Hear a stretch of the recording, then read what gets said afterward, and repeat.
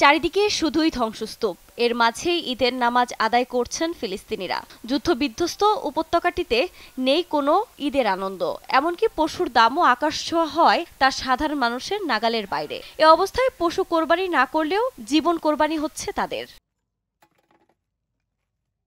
Israeli নিষেধাজ্ঞা উপেক্ষা করে পবিত্র আল আকসায় ঈদুল আজহার নামাজে অংশ নিয়েছেন হাজার হাজার ফিলিস্তিনি।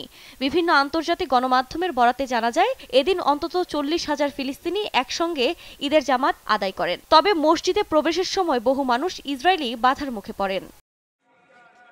ত্যাগ ও মহিমার মধ্য দিয়ে সৌদি আরবেও ঈদ উদযাপন করেছেন সাধারণ মানুষ।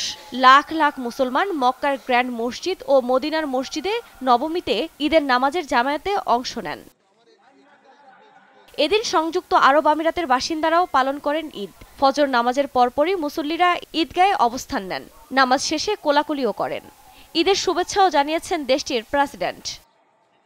এদিকে কুয়েতের যুবরাজও টেস্ট গ্র্যান্ড মসজিদে ঈদুল আজহার নামাজের ইমামতি করেছেন। আফরিন মৌ, নিউজ ডেস্ক, দেশ টিভি।